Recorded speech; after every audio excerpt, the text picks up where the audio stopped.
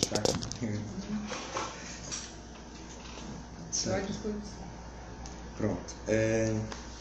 Então, começando nessa parte do histórico, né? Aí tem muito pano pra manga, mas como você viu, como surgiu esses primeiros trabalhos em acessibilidade, isso agora num campo mais aberto, na universidade, não apenas na questão física. Certo, eu sei. As primeiras discussões... Oi, bom dia. As primeiras discussões surgiram ainda na Faculdade de Educação e no curso de Arquitetura, né, com a professora Ana Karina, na Educação, e a professora Zilsa na Arquitetura. E eu também na Educação, quando surgem as discussões sobre inclusão, políticas de inclusão na educação, né? Políticas educacionais de inclusão. E aí começa essa discussão muito intensa a partir dessa política nacional de educação especial, das discussões até, né, se constituir propriamente dita a política, que foi em 2008. Mas muito antes disso as discussões vieram, discussões conceituais a respeito como se compreendia a pessoa com deficiência, né? As abordagens de compreensão desse público, as dimensões da acessibilidade, quais eram os critérios importantes para que houvesse a inclusão, e aí vem junto tudo aí as discussões sobre questões conceituais ligadas à acessibilidade, né? Isso foi, e aí isso se institucionalizou em termos de política pública nacional com o Programa Incluir 2005, que aí, esse aí você conhece, né? E aí o Ministério da Educação lançou o Programa Incluir e lançou também aqueles editais, né? Que as universidades públicas federais pudessem concorrer. Aí a UFC concorreu, nós três, eu, a Zilsa e a Ana Karina. Desde o primeiro, professor? Desde o primeiro, 2005 foi o primeiro edital, a gente ganhou, né? Fomos aprovados e executamos 2016, 2017, 2018... Não, 2007. 2007, 2008... Eu acho que a gente só não concorreu em 2010. Ou foi 2009, não lembro. Teve um deles que a gente não concorreu. E aí, quando foi em 2012, também, se não me falha a memória, 2012 já não se lançou mais o edital, né? O médico já não lançou mais o edital. E aí, o recurso correspondente a esses editais, a esses projetos, eles foram repassados para a universidade federal. O orçamento da universidade já foi incorporado. E aí, nesses projetos, a gente fazia previsão de abordar não só questões ligadas à acessibilidade física, mas a outras dimensões também, né? Então, a gente fizemos algumas adaptações físicas no começo, depois a gente intensificou mais nas questões atitudinais, né? Discussões sobre a temática, sensibilizações, através de ciclos de debates, de eventos, né? E a gente foi, né, começamos a nos preocupar com o fazer pedagógico, né, que garantisse essa inclusão. Junto a isso veio também o projeto PROEST, né, que era um projeto também de âmbito nacional de extensão, que aí a professora Ana Karina, junto com a gente aqui na Secretaria de Acessibilidade, a gente também lançou, concorreu a esse projeto. Isso mais ou menos que ano, professora? Foi 2000, a Secretaria foi criada em 2010. Acho que 2012, PROEST. 2012. Acho que esse livrinho aqui, eu acho que ele é fruto desse projeto. Esse é de 2014. Ele foi lançado em 2014, mas ele é de 2012, né? Enfim, e aí começou-se a intensificar muitas ações, né? Equipar a secretaria, né? Com recursos de tecnologia assistiva de baixa complexidade, também de alta complexidade, no âmbito de recursos de tecnologia assistiva, né, no nível de informática e tal. E aí foi assim que começou, né? Começaram as discussões e aí a gente foi fazendo. Quando foi em 2009,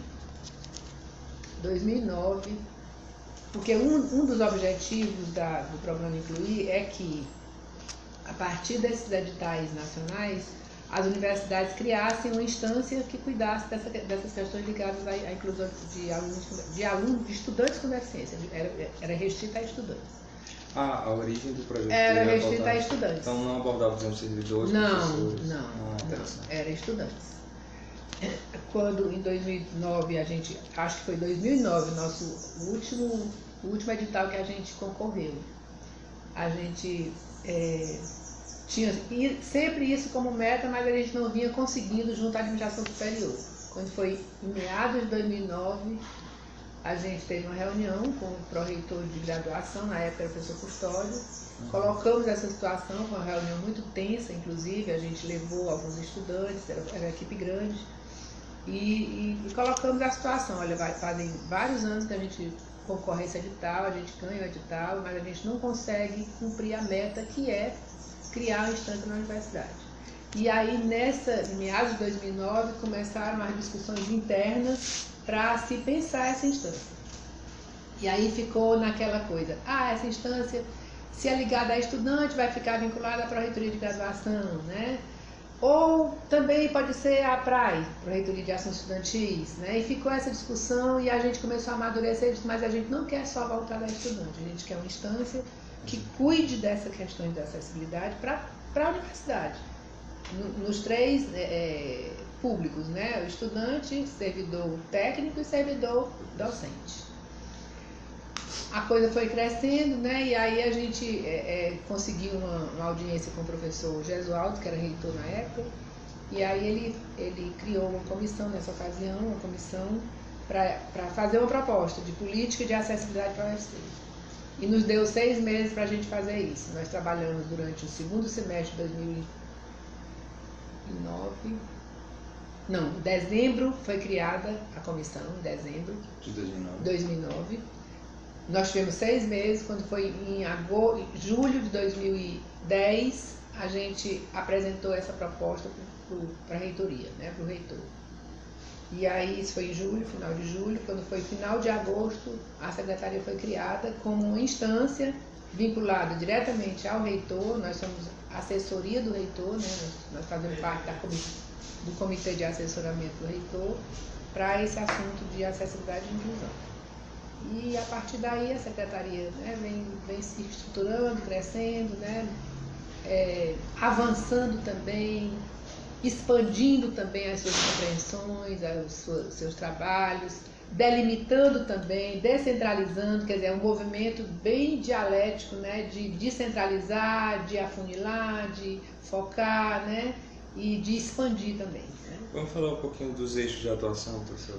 Sim, a gente atua no eixo físico. Aliás, na verdade, assim, quando a secretaria foi criada, ela foi criada em quatro divisões. O eixo arquitetônico, para cuidar do eixo arquitetônico, pedagógico e pedagógico e acompanhamento ao estudante, de tecnologia e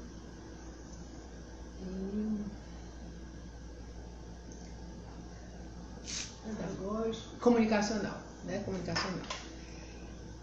Quando a universidade também foi se estruturando e criou a UFC Infra, né, que hoje isso aqui é ambiental também. Eu acho que é SUINGA. Né, Superintendência, Estrutura Ambiental. E estrutura ambientais, né?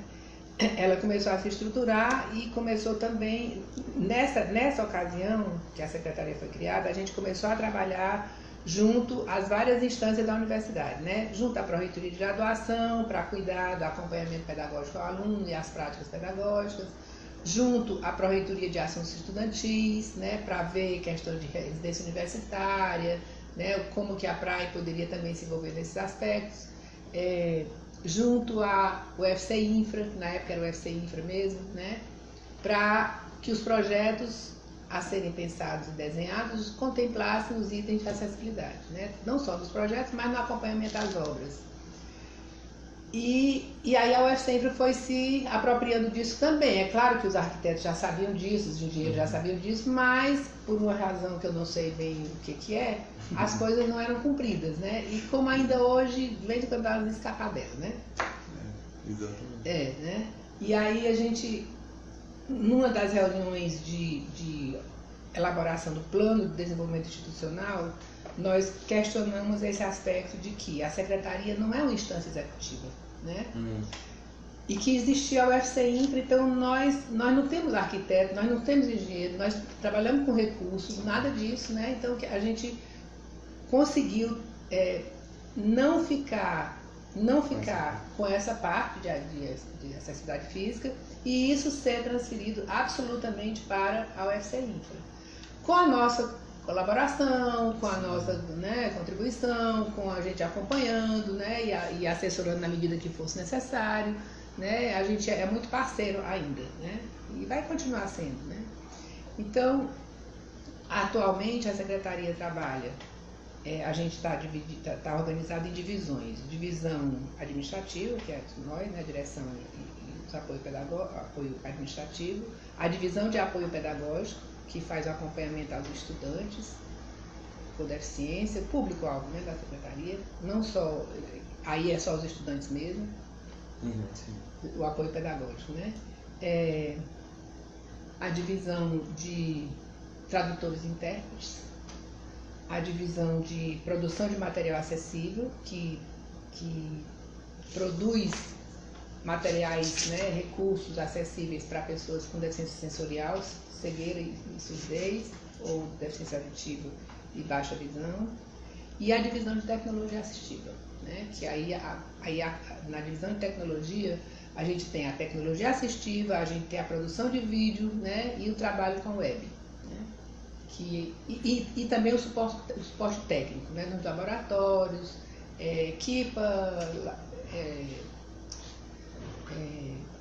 arruma, né, os laboratórios da universidade com ledores de tela, né, com equipamentos de tecnologia assistiva, né, isso a gente faz também. Então, atualmente a gente trabalha nessas 5 frentes, né, e aí a comunicação está dentro de todas, né, a gente começa a visualizar de outro formato para a secretaria, diferente do que ela foi, de como ela foi pensada, né? A gente tinha muitas coisas estanques, né, na época, né? Mas faz parte do processo, né? Então hoje a gente tem essa visão, né? Nós estamos espalhados, descentralizando as nossas ações em todas as unidades acadêmicas. Ultimamente aconteceu uma coisa muito interessante, que é uma coisa muito nova, nós criamos os agentes de acessibilidade que representam as unidades acadêmicas. A gente começou pelas unidades acadêmicas porque com a lei de cotas aumentou muito o número de estudantes com deficiência, né? Ingressaram muitos, né?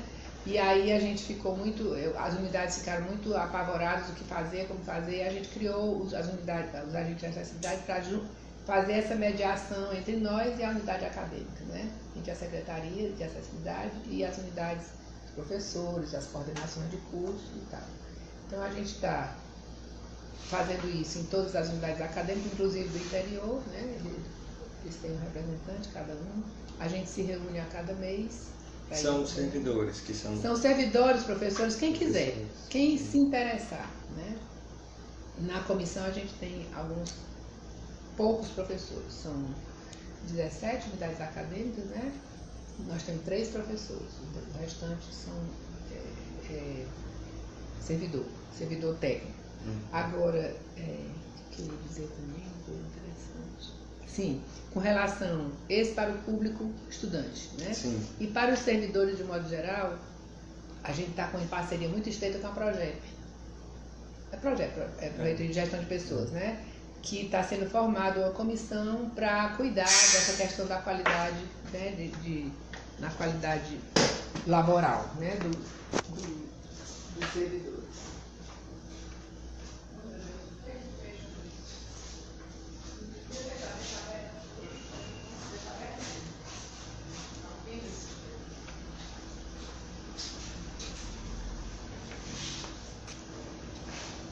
aqueles programas de qualidade de vida que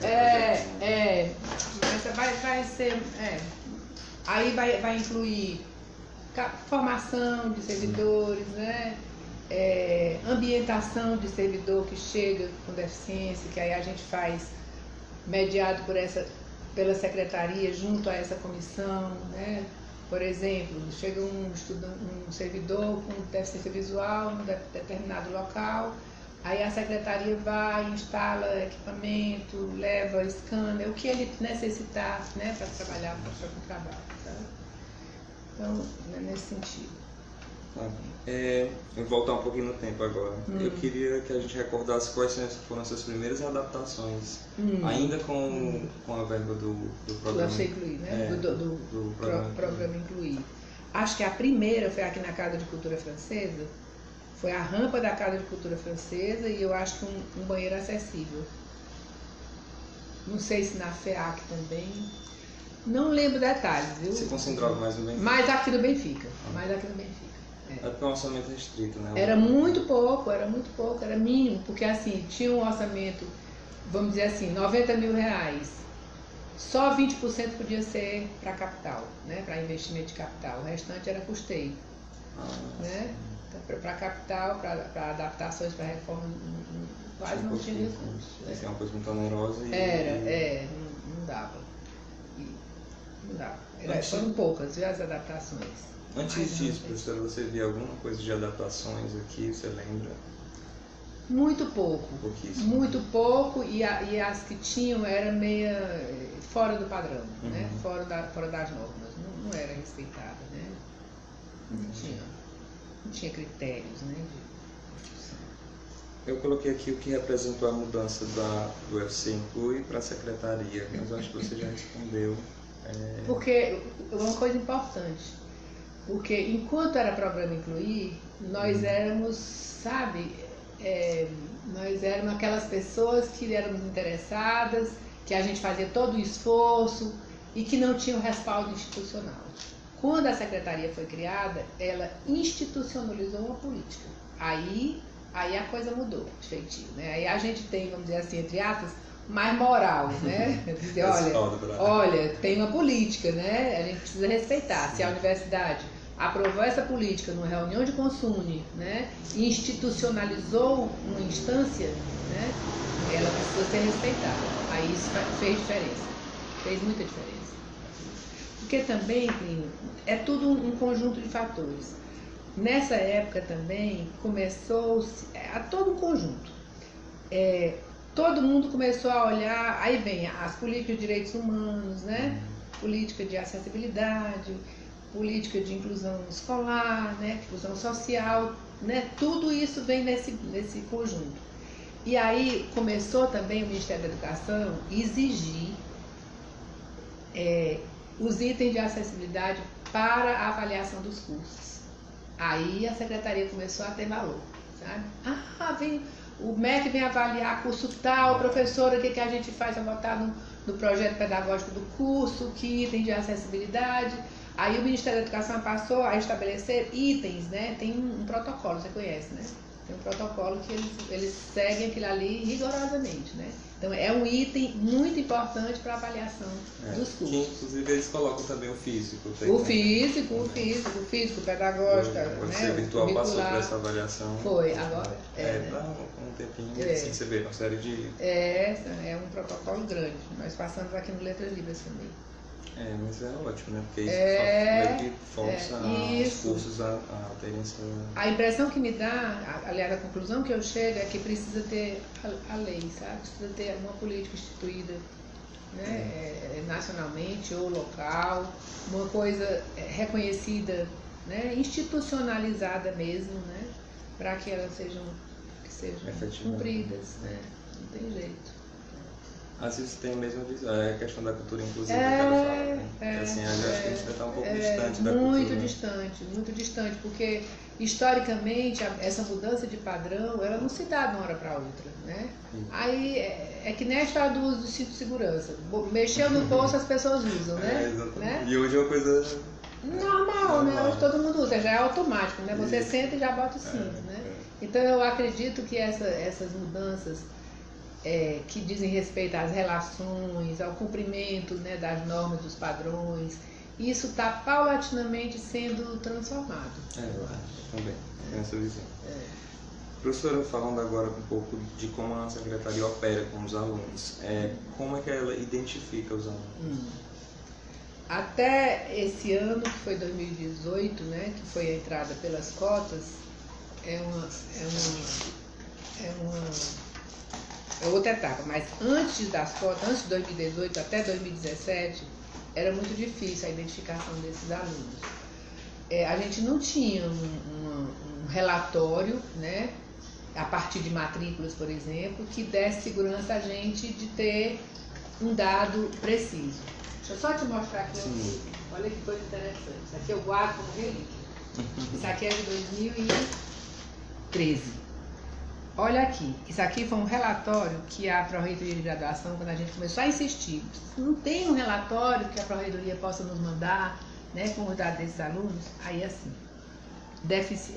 aí primeira nomenclatura, deficiência, altas habilidades. Aí altas habilidades é esse povo aqui todinho, com altas habilidades. Isso é do ano de 2013. Aí daqui pra cá, deficiência auditiva, só são esses aqui, né? Aqui pra cá.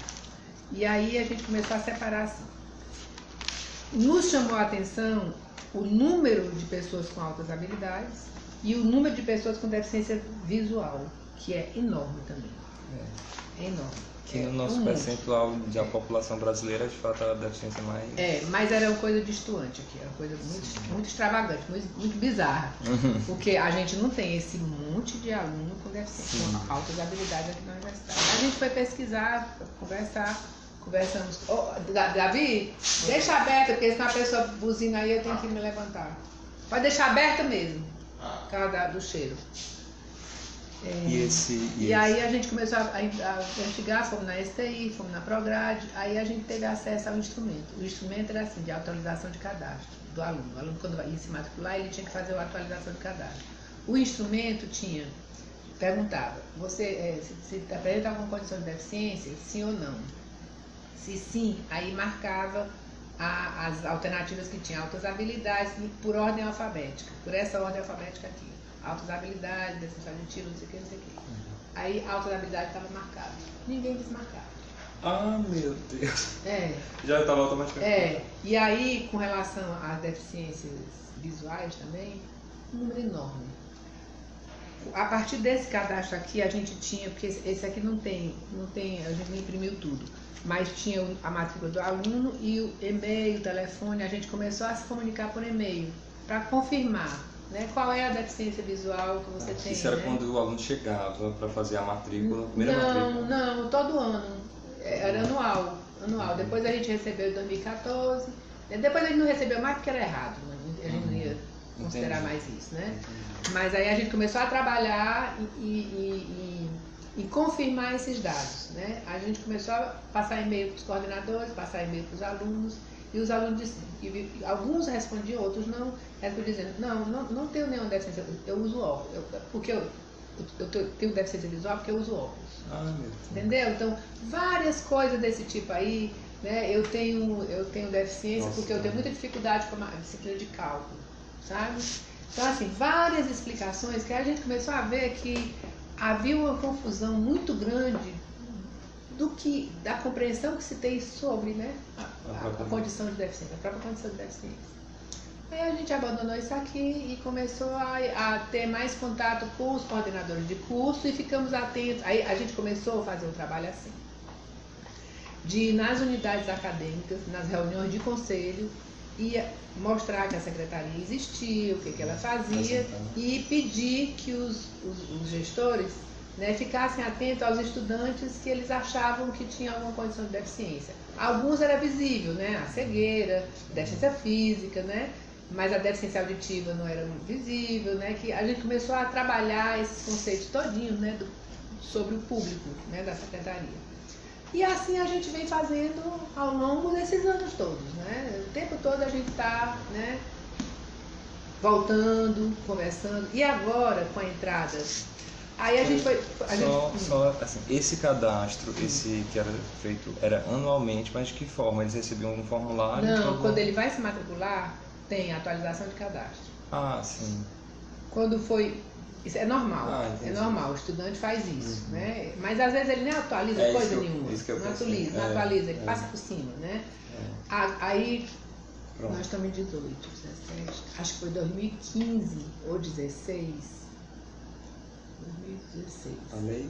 Não, eu estou lembrando de outra coisa. Em 2016, 2015, a gente teve uma reunião com a STI e a Planejamento, a Corretora de Planejamento, para criar um instrumento que eles pudesse ser mais fidedigno, né? Aí a gente criou um instrumento também com essas alternativas, né? Você apresentar uma condição de deficiência, essa qual é quais são os recursos que você necessita, né? Para poder ir fechando a informação. E ele só tinha acesso, por exemplo, às notas dele no final do semestre, se ele passasse por esse cadastro. Mas isso não funcionou muito legal também. A STI não assumiu, sabe? Eu digo com todas as letras, não assumiu. Não, isso ainda não é importante. Foi 2015. Quando foi 2016, o Ministério da Educação começou a pressionar. Quantos alunos têm com deficiência? Porque aí a verba, os recursos, né, o orçamento tem a ver com... Aí começaram a pressionar e aí o planejamento começou a se interessar, né? Mas aí já agora em 17, 18 já entrou as cotas, então já a coisa mudou, né? Então atualmente a gente tem um cadastro feito desse jeito, a gente indo atrás, a gente ouvindo notícia, a gente encontrando aluno com deficiência, a gente se aproximando, pedindo professor, sabe, coordenador do curso. Às vezes o próprio aluno vinha aqui solicitar alguma ajuda, e aí a gente ia identificando dessa forma. Então a gente não tem um número preciso, uma coisa mais precisa, né?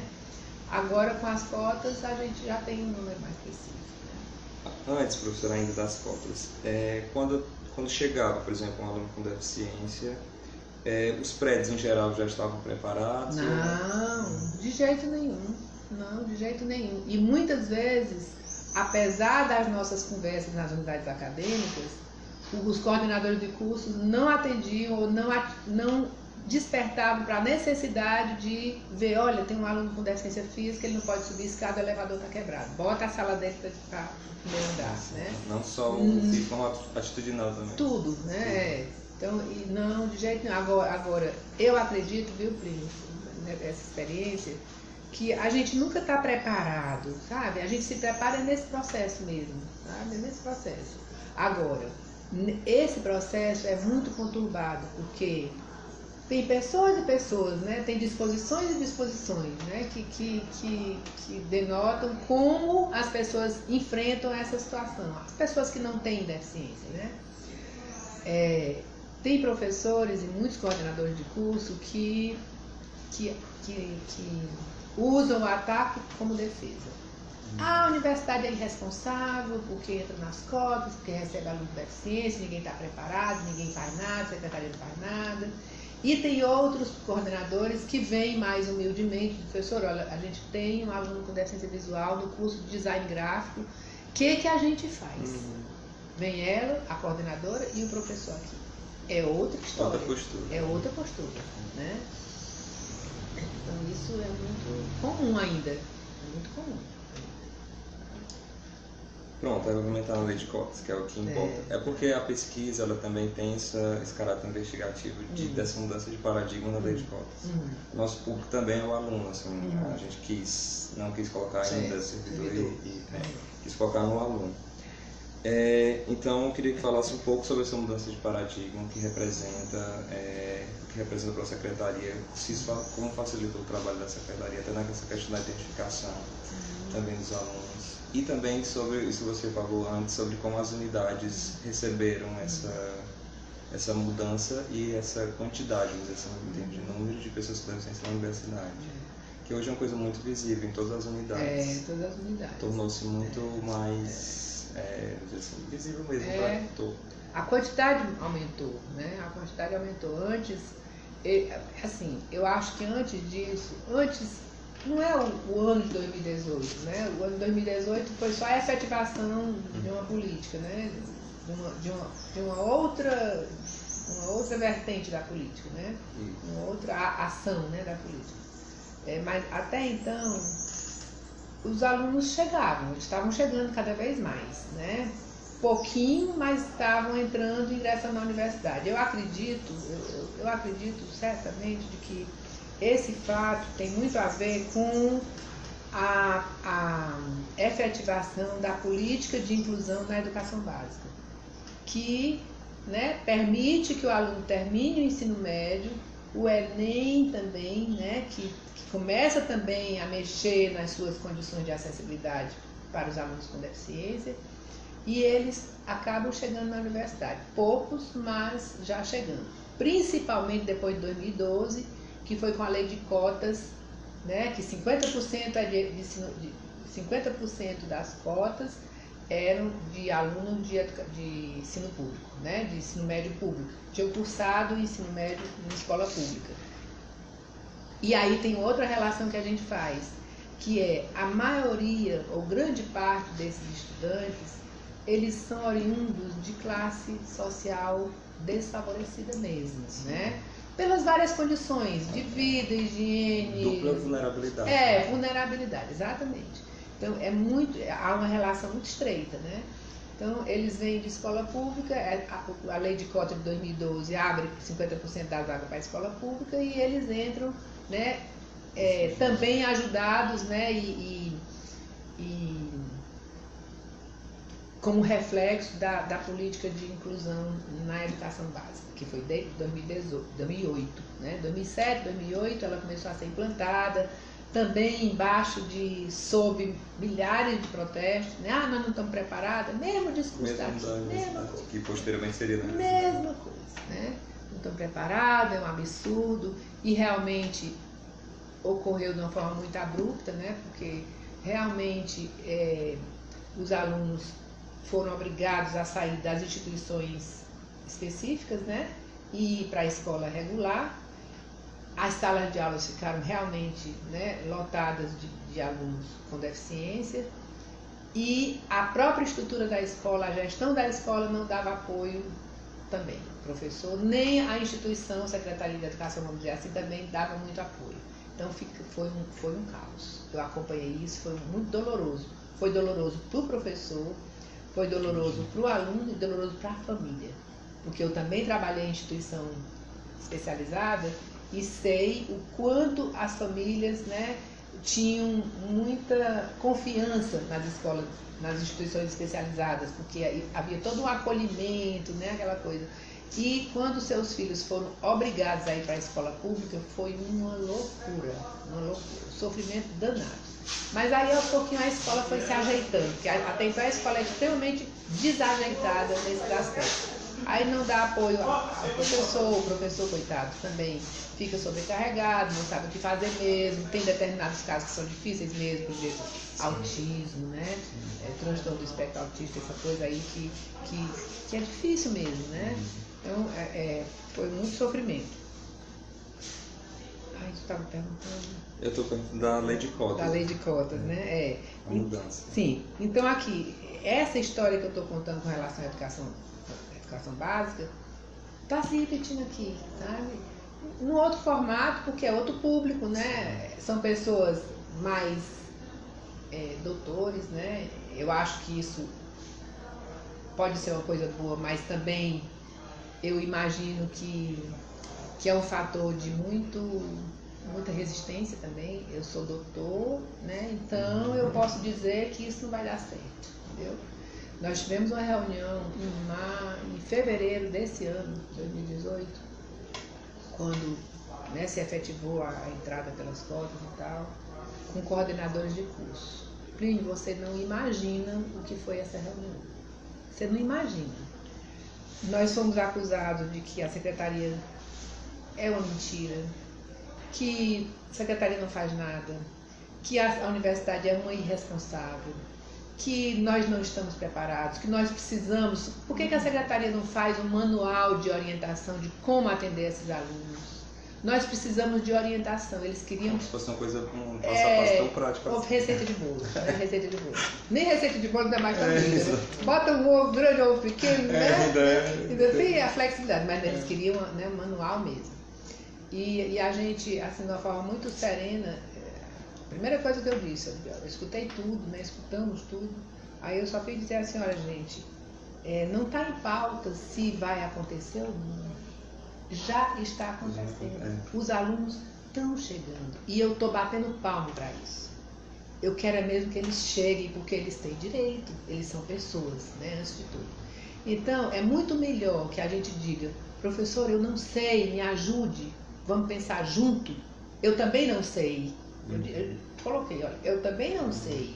Eu também não sei o que aquele aluno precisa, qual é a história de vida dele, quais são as estratégias que ele já utiliza até chegar aqui, né? Porque tem até eu coloquei isso nesse dia da reunião, nós temos uma vantagem, nós não trabalhamos com criança, nós trabalhamos com pessoas adultas que já têm uma história de vida, que já tem uma série de estratégias que ele já para viver, para chegar até o ensino médio, e chegou aqui com aprendizados importantes, né? Então vamos ouvir esse aluno, né? O que ele já, quais são os recursos que ele utiliza, o que mais que a secretaria ou que a universidade pode oferecer. A gente não pode ficar na mesma. A gente não pode permitir que ele entre aqui com o que ele trouxe e fique aí. Não. Nós temos que acrescentar outros elementos, né? Outros recursos e outras práticas, né? Que a gente, afinal de contas, a gente é professor, a gente é formado, a gente é doutor, a gente é mestre, né? Para ser professor. Foi muito difícil. Aí nessa reunião foi que eu percebi assim, o quanto a resistência é grande, muito grande. Por outro lado, a gente é chamado também em algumas unidades, por exemplo, que eu gosto muito de dar o exemplo, no curso de design de modas. Outra história. A coordenadora recebeu, o curso recebeu uma aluna,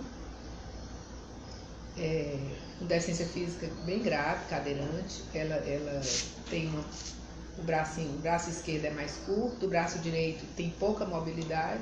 Usa ela usa cadeira de roda. Eletrônica, né? Elétrica mesmo, né? Ela usa a cadeira de roda dela e tal, perninha curtinha, extremamente vaidosa, toda maquiada, toda arrumada, né? Para o curso de design de modas. Aí surge a primeira pergunta, como é que nós vamos fazer com essa aluna? Aí a coordenação do curso juntou os professores do primeiro semestre e os outros professores que quiseram, eram cerca de 12 professores nessa reunião, fomos conversar sobre a aluna. Foi muito bom. Maravilha. Ela está ótima, ótima. Uma das professoras é professora de instrumento, né, de máquina de costura. Como é que essa menina vai usar a máquina de costura? Elas perguntaram na hora. Aí eu também não sei não, vamos lá, vamos ver. Pensar junto com ela, né? Eu sei que ela costura, ela usa a máquina de costura, ela tem as perninhas curtinhas, então o pedal ela não alcança. A professora começou a botar com ela uns banquinhos, até a altura que o pezinho alcança. Porque ela não podia ter o pedal da máquina na mão, porque esse outro braço também não dava certo. E como é que ela ia segurar a costura?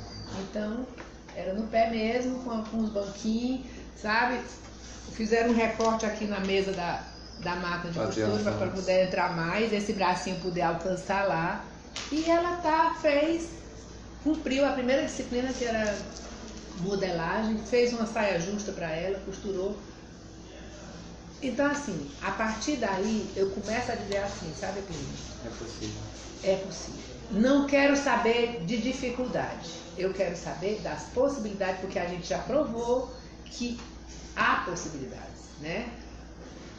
É só a gente junto, né, pensar e com a pessoa, né, que tem aquela necessidade e incrementando e dando as suas sugestões. Aí a gente, atualmente, a nossa abordagem é essa. Gente, eu digo mesmo, sabe? Não me importa diagnóstico, não me importa diagnóstico. Me importa é a pessoa que está ali. Tem desejo de fazer engenharia e é cadeirante? Tem desejo? Então vamos lá. O que ele pode fazer como engenheiro? Ah, mas ele não pode ir para uma obra fiscalizar. E engenheiro só faz isso? Ele não pode fazer outra coisa? Mas o curso exige que ele passa, faz as adaptações curriculares. Passa, né? Aí, uma coisa que está emergindo também, como mudança de paradigma, é com a reação dos estudantes. É incrível, incrível. Eles são extremamente preconceituosos, extremamente racistas. Eles ficam questionando o critério de avaliação desses alunos. Como é que vai avaliar? Então, eles vão ter que fazer uma prova diferenciada. Então, eles vão passar a mão na cabeça deles. Sabe? A coisa, né? Aí a gente vai, né? Tem um agente de acessibilidade que é do Labomar, eu acho ele ótimo. Vai para a reunião. Sim. É legal ver, sabe? Você reúne todos os agentes? Todos os agentes. Hoje tem reunião lá no ICA. Lá no ICA, às 2h30 na sala de videoconferência. Vai lá só para tu conhecer. Tem o Abraão, que é lá do Labomar. Aí tem um menino do Labomar que ele tem transtorno do espectro autista. Se supõe que seja isso, não sei. Não interessa, sabe? Ele tem um comportamento, atitudes, né? Que destoa dos outros, os outros ficam com medo, ele, sabe, enfim. Aí os estudantes estavam rejeitando o aluno e questionando essa situação de avaliação. Então na disciplina de cálculo ele tem dificuldade, aí vai passar, não sei o quê, o professor vai passar a mão na cabeça, não sei o quê. Não é justo, né? Aí o Abraão, que é bem jovem, vira para eles, usa a mesma linguagem deles, né? Bem jovem ele disse, cara, porra, tu acha pouco? Esse cara vive a vida inteira com as portas batendo na cara dele, tu ainda acha que tá se passando a mão na cabeça dele? Sabe assim, vai nessa linguagem que choca, sabe? E isso aconteceu no Labomar, aconteceu no design de modas e deve estar acontecendo em outros lugares também, né? Então a gente está, essa reunião de hoje é a terceira com os agentes. A gente está se apropriando dessas informações, né, a cada reunião. Essa aqui eu não vou poder ir, não, professor, porque eu troquei o meu turno de hoje. Eu estou trabalhando 20 horas. Aí eu estou tarde de voltar lá, sei. Mas aí você vai ter oportunidade de... Se tiverem outras... eu lhe aviso, viu? Então, assim, há essa resistência muito grande, né, que eu até diria que é a maioria.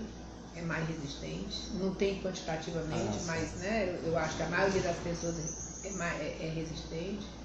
Por essa reunião de coordenadores eu percebi isso, mas tem pontualmente alguns cursos e alguns professores que enfrentam e estão dispostos, sabe? Agora, na identificação, a pessoa melhorou muito. Na identificação melhorou muito. Mesmo, melhorou muito, porque aí a gente já recebe a relação, mesmo assim, ainda fica difícil, porque tem assim, eles são classificados por 4 tipos de deficiência: física, sensorial, mental,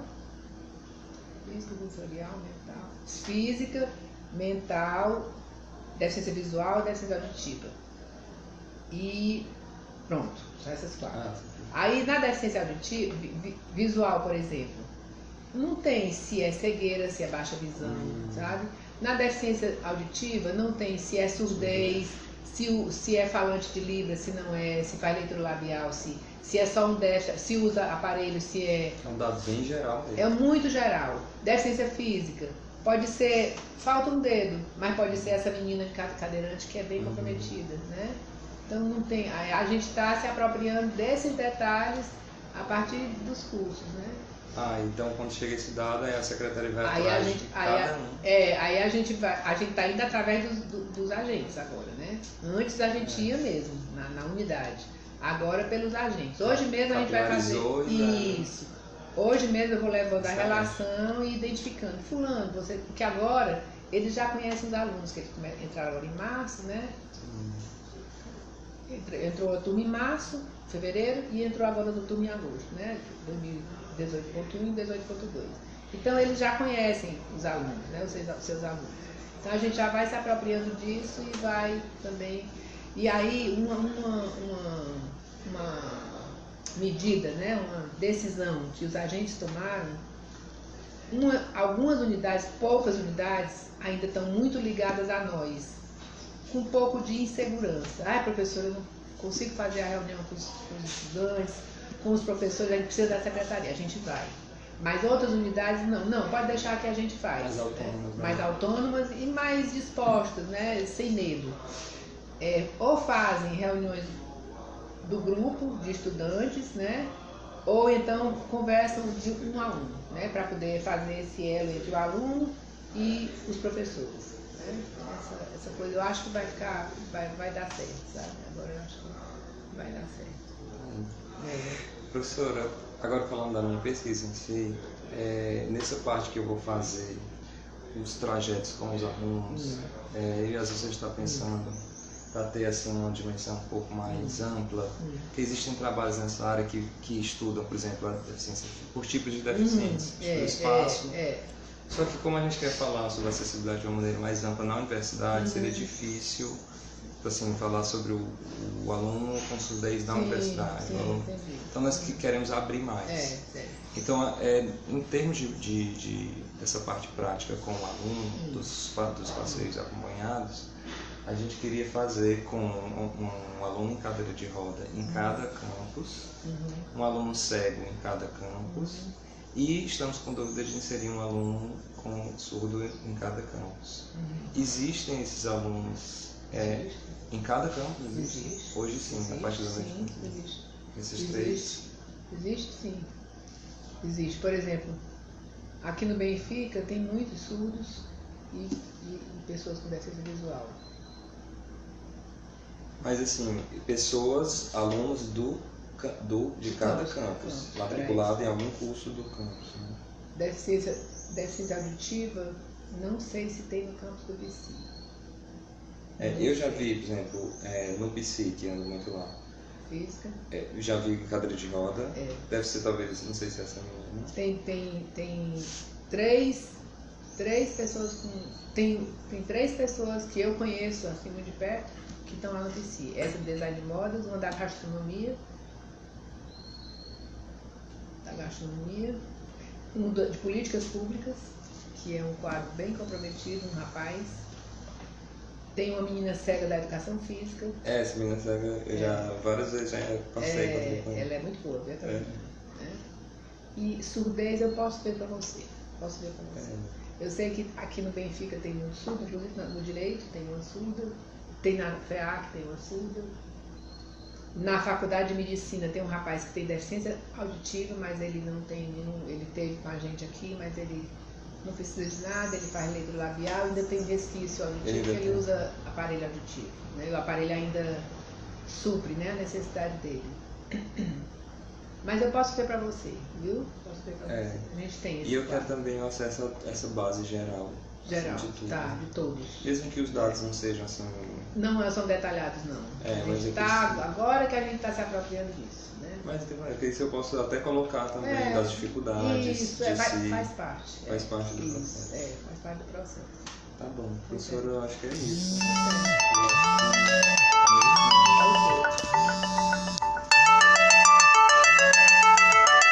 Prefeito do Porangabuçu, depois eu atendo. Só...